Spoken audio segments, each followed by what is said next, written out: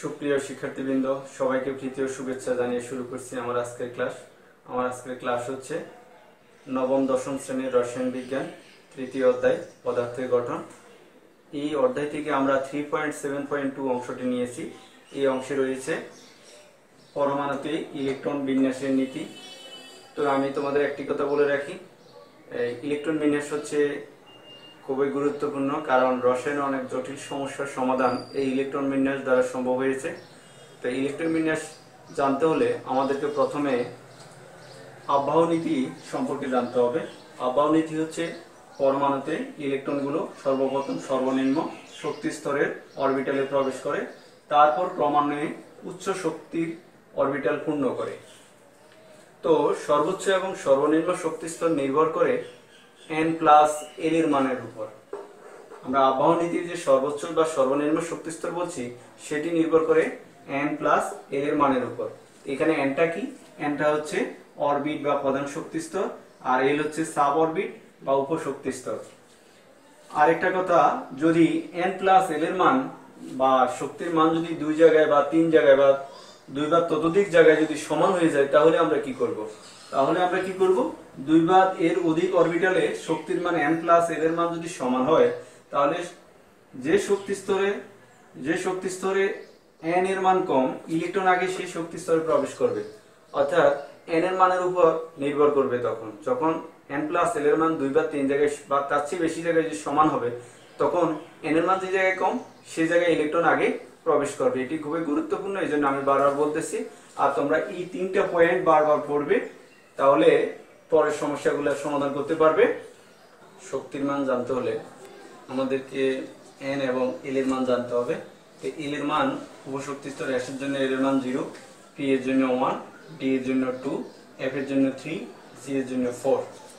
তো আমরা orbit n প্রথম শক্তি স্তরের সাব অরবিট 1s এর ক্ষেত্রে n+l এর মান 1, কারণ n এর মান 1, s এর মান 0, সেহেতু n+l এর মান হচ্ছে 1। একইভাবে দ্বিতীয় শক্তি স্তরের জন্য 2s, s এর মান 0 আর s এর মান 0 আর n এর মান 2, তাহলে 0 আর 2 এ যোগ করলে 2। তাহলে 2p এর ক্ষেত্রে p এর মান হচ্ছে 1, l এর মান 1, তাহলে 2 + 1 মানে 3। এইভাবে আমরা সবগুলোর হিসাব করেছি। আমরা যদি বলি 3p কত মান 4 কিভাবে, n এর মান 3, p এর ক্ষেত্রে l এর মান হচ্ছে 1, তাহলে 3 এবং 1 এর যোগ করলে 4।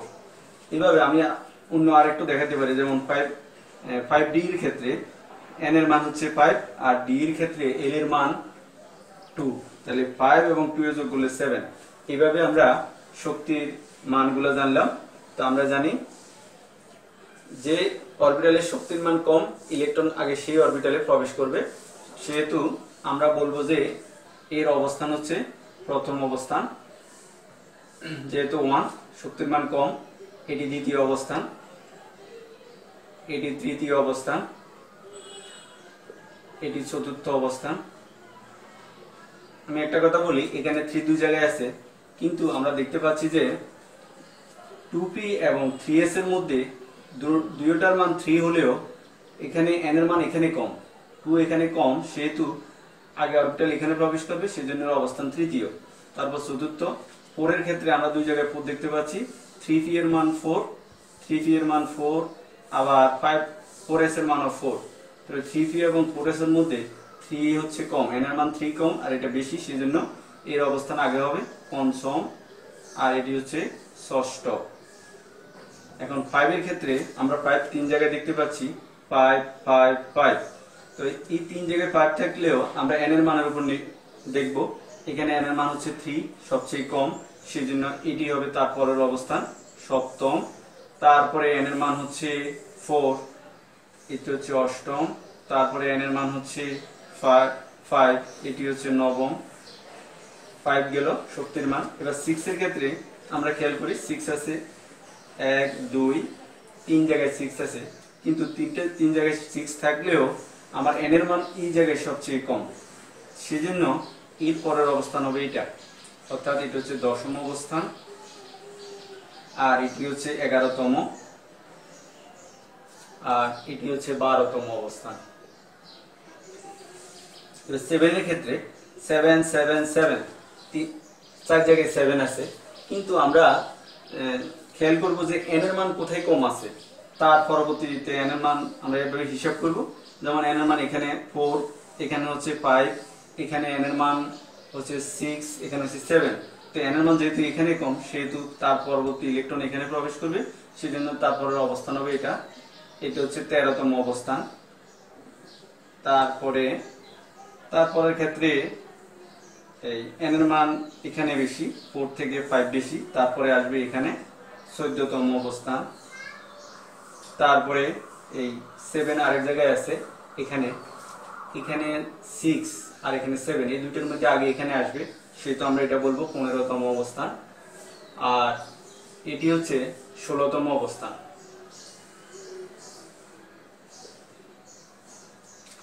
তো আমাদের আরেকটা কথা রয়েছে যে 5 এর ক্ষেত্রে আমরা 5G ও লিখতে পারি, আর এখানে 6 এর ক্ষেত্রে 6S 6P 6D 6F 6G এভাবে না আমরা লিখবো না, কারণ আমাদের বইতে যে পরমাণুগুলো দেওয়া বা বইতে যে মোলগুলো দেওয়া আছে সেটা ইলেকট্রন বিন্যাস আমরা এগুলো দিয়ে করতে পারবো, আর অতিরিক্ত করার প্রয়োজন নেই, সেজন্য ওগুলো দেখানো হচ্ছে না।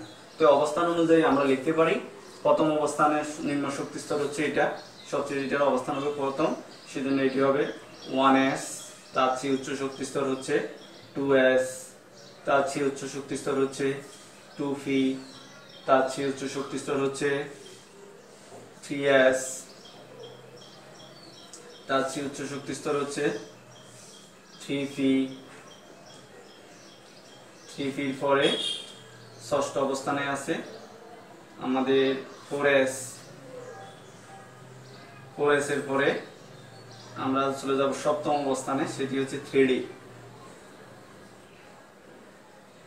তার পরবর্তীতে অষ্টম অবস্থানে আছে 4p, এটি, তাহলে আমরা 4p লিখব। তারপরে অবস্থান হচ্ছে নবম অবস্থানে আছে 5s। দশম অবস্থানে আছে 4d। 11তম অবস্থানে আছে 5p। 12তম অবস্থানে আছে 6s। 13তম অবস্থানে আছে আমাদের 4f। 14তম অবস্থানে আছে 5d। 15তম অবস্থানে আছে 6p। 16তম অবস্থানে আছে 7s। এইভাবে আমরা শক্তির ক্রম নির্ণয় করতে পারি। তাহলে প্রথম ইলেকট্রন এই অরবিটালে প্রবেশ করবে, তারপরে এটা, তারপরে এটা, তারপরে এটা, তারপরে এটা, তারপরে এটাতে যাবে, তারপরে এটাতে যাবে, তারপরে এটাতে যাবে, তারপরে এটাতে।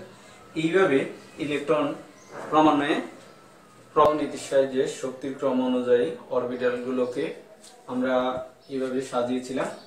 1s 2s 2p 3s 3p 4s 3d এভাবে সাজিয়েছিলাম।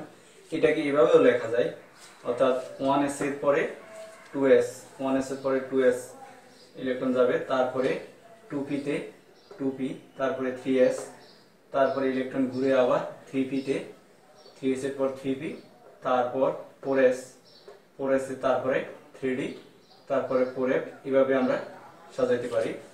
এখন আমাদের কিছু সমস্যার সমাধান করব। যেমন আমার যদি প্রশ্ন হয় 3d তে ইলেকট্রন 3d অরবিটালে প্রবেশ না করে, ইলেকট্রন 3d অরবিটালে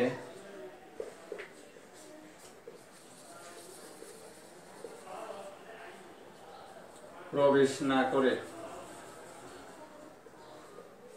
4s অরবিটালে প্রবেশ করে কেন?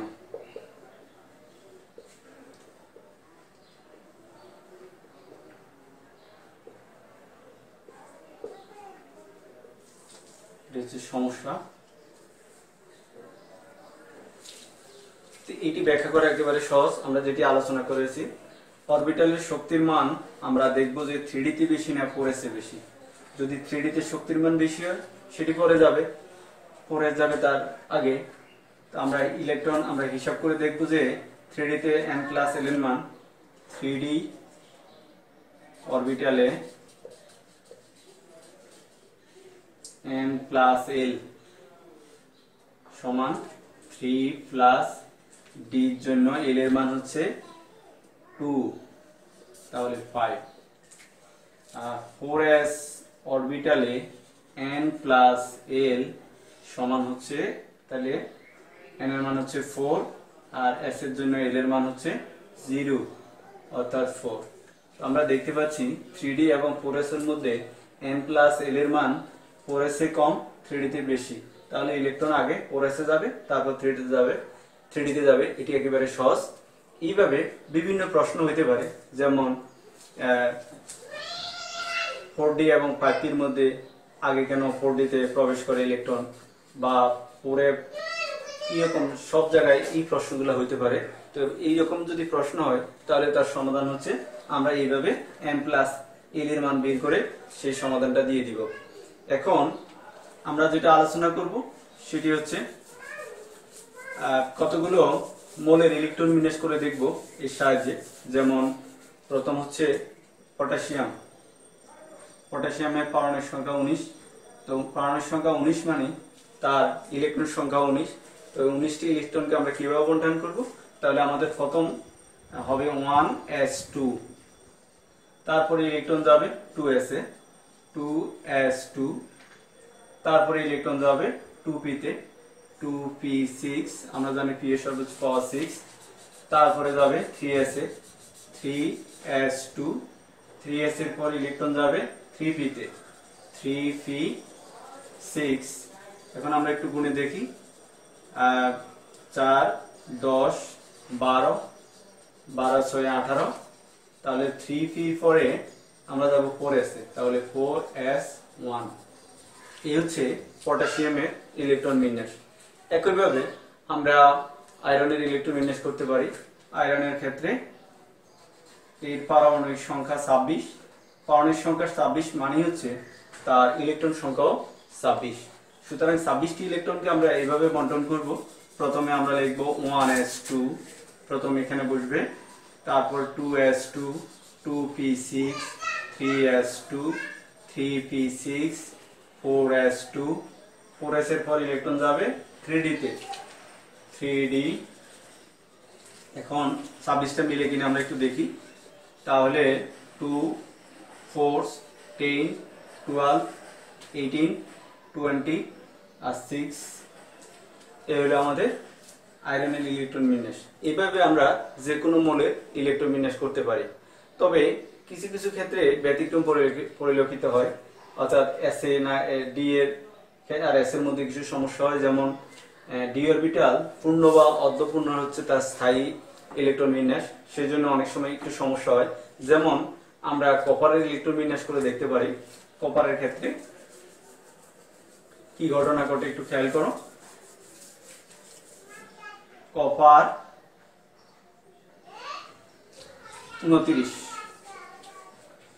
তার ইলেকট্রন বিন্যাস হবে, তাহলে প্রথম আসবে 1s2, 2s2, 2p6, 3s2, 3p6, 4s2, 3d, তাহলে 4, 10, 12, 18, 20, এখন 10 9 দিলে হবে, 9 দিলে হবে 29। কিন্তু এটি সঠিক নয়, কারণ ডি অরবিটাল পূর্ণ বা অর্ধপূর্ণ থাকতে চায়। ডি অরবিটাল পূর্ণ বা অর্ধপূর্ণ স্থায়ী ইলেকট্রন বিন্যাস, স্থায়ী। সেজন্য ডি অরবিটালে 9টি ইলেকট্রন না হয়ে ডি অরবিটালে 10টি ইলেকট্রন হবে আর এস অরবিটালে 1টি ইলেকট্রন হবে। এটি হচ্ছে ইলেকট্রন বিন্যাসের ব্যতিক্রম। তো এরকম আরো ইলেকট্রন, যেমন ক্রোমিয়ামের ক্ষেত্রে সিআর, ক্রোমিয়াম 24, এটি তোমরা করবে, দেখবে অর্ধপূর্ণ রাখার জন্য এখানে 5, এখানে এভাবে আমরা একটু দেখবো সেটা। তো এভাবে আমরা যে কোনো মৌলের ইলেকট্রন বিন্যাস করতে পারি। তোমাদের আমরা যে কোনো সমস্যার সমাধানের ক্ষেত্রে এইভাবে আমরা তোমাদের তাহলে বাড়ি কাজ হচ্ছে কি, তোমরা এখানে ইলেকট্রন 6s 4f এ না গিয়ে 6s এ প্রবেশ করে কেন?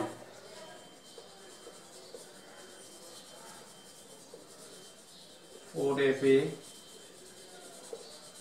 না গিয়ে 6s এ আগে প্রবেশ করে কেন?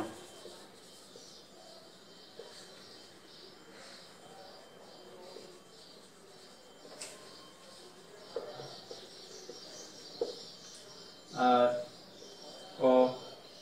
কপার আমি করছি ক্রোমিয়াম 24, তারপরে আরো কিছু মৌলের ইলেকট্রোবিন্যাস করবে, স্ক্যান্ডিয়াম 21, তারপরে জিঙ্ক 30, তারপরে লিথিয়াম 3, কার্বন 6। পর্যায় সারণীর অন্যান্য মৌলগুলো তোমরা ইলেকট্রোবিন্যাস করে দেখবে পারো কিনা। আজকের মতো এখানে শেষ।